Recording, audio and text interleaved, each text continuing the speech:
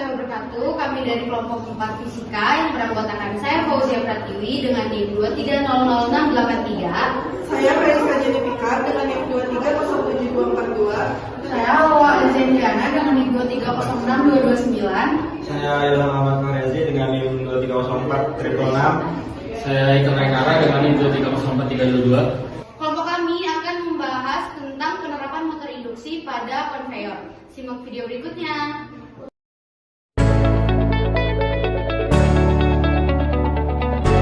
Konveyor itu apa sih?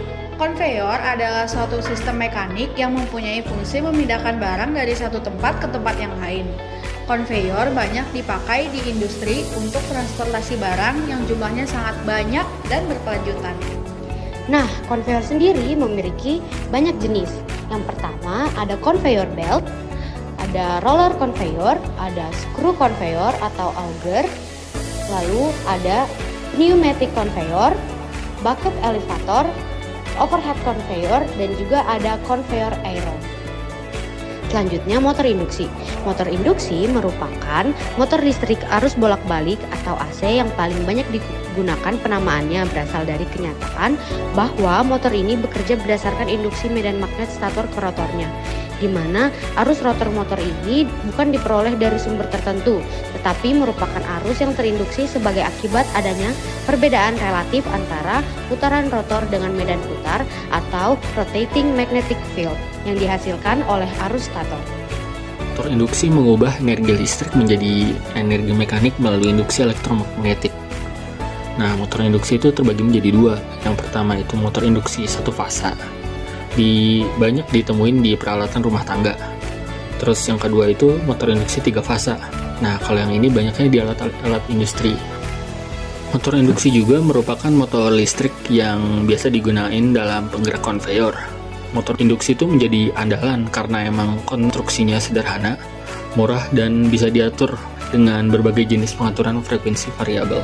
Jadi motor induksi itu begitu cocok dalam aplikasi konveyor karena konveyor itu sendiri memerlukan daya yang cukup besar dan sistem pengereman yang bisa diatur. Nah, karena konveyor merupakan alat industri, jadi konveyor sendiri menggunakan motor induksi dengan inverter 3 fasa. Nah, inverter 3 fasa ini tuh berfungsi sebagai soft starter, yang artinya alat ini membantu mesin untuk mulai bergerak perlahan-lahan, tidak langsung cepat. Karena banyak dari mesin yang kita temui saat dinyalakan akan langsung mulai dengan sangat cepat. Nah, hal kayak gini tuh bisa bahaya banget karena bisa menghabiskan banyak listrik sekaligus dan cenderung kaget dalam pengoperasiannya. Sehingga inverter 3 fasa ini jadi pencegah hal-hal yang tidak diinginkan terjadi. Prinsip kerja motor induksi. Adanya medan putar didapat dengan menghubungkan sumber tegangan arus bolak-balik atau AC pada kumparan stator. Besarnya medan putar pada motor induksi yang dihasilkan tergantung pada kuat medan magnet dan jumlah kutub. Dengan persamaan Ns sama dengan 120 F per P, dengan Ns sebagai kecepatan sinkron motor, F sebagai frekuensi, dan P sebagai jumlah katup motor. Medan pusat tersebut kemudian akan menembus penghantar pada rotor sehingga menghasilkan fluks magnet yang menghasilkan gaya gerak listrik atau GGL induksi sebesar E sama dengan 4,44 N2F2. Karena kumparan rotor merupakan rangkaian tertutup, adanya GGL induksi akan menghasilkan arus. Adanya arus di dalam medan magnet menimbulkan gaya pada motor. Pada proses inilah motor akan berputar searah pada medan putar stator. Berikut contoh penerapan rumus kecepatan sinkron motor pada motor AC dengan diketahui jumlah kutub motor sebanyak 4 dan frekuensi sebesar 50 Hz. Disubstitusikan ke dalam rumus, kemudian diketahui hasilnya adalah 1500 rpm. Kelebihan motor induksi. 1. Motor induksi biasanya sangat kuat dan tahan lama. Cocok untuk aplikasi yang membutuhkan daya yang stabil dan konsisten seperti konveyor. 2. Motor induksi relatif murah dalam hal biaya pembelian dan pemeliharaan dibandingkan dengan jenis motor lainnya seperti motor DC. Mereka juga membutuhkan sedikit perawatan. 3. Dengan teknologi yang tersedia saat ini, kontrol motor induksi dapat dilakukan dengan mudah, baik menggunakan panel kontrol maupun sistem otomatisasi terintegrasi. 4. Motor induksi cenderung efisien dalam penggunaan energi, sehingga dapat mengurangi biaya operasional jangka panjang. 5. Motor induksi dapat dengan mudah diintegrasikan dengan sistem konveyor yang ada tanpa perlu modifikasi besar-besaran. Selanjutnya kita akan masuk ke bagian-bagian dalam motor induksi. Yang pertama ada stator. Stator pada motor induksi memiliki konstruksi yang terdiri dari bagian rangka, inti, alir, dan kumparan.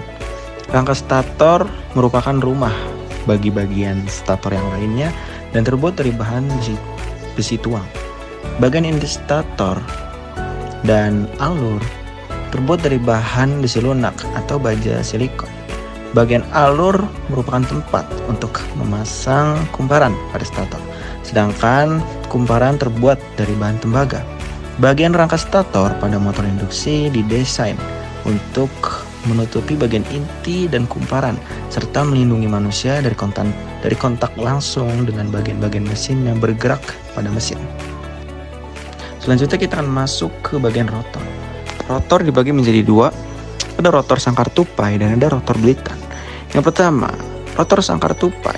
Inti dari rotor motor induksi tipe sangkar tupai terdiri dari lapisan-lapisan konduktor yang dipasangkan sejajar dengan poros dan mengelilingi permukaan inti.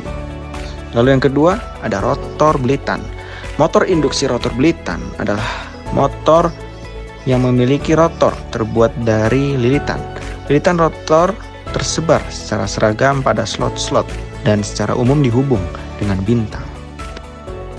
Lalu untuk bagian yang ketiga itu adalah celah udara. Pada bagian internal dari suatu motor induksi 3 fasa terdapat suatu bagian kosong di antara stator dan rotor yang dinamakan dengan celah udara atau air gap. Air gap ini berfungsi sebagai tempat mengalirnya energi dari stator menuju rotor. Pada celah ini terdapat gaya gerak magnetomotive force dari stator yang membuat rotor menjadi berputar sesuai dengan polaritasnya. Peran celah udara adalah sebagai tempat melintasnya fluks magnetik hasil dari induksi elektromagnetik pada bagian stator. Yang terakhir ada pengereman motor induksi. Pengereman untuk menghentikan putaran motor induksi dapat dirancang secara dinamik, yaitu sistem pengereman yang dilakukan dengan membuat medan magnetik motor stasioner. Keadaan tersebut dilaksanakan dengan menginjeksikan arus DC pada kumparan stator motor induksi 3 fasa. Setelah hubungan kumparan stator dilepaskan dari sumber tegangan suplai AC.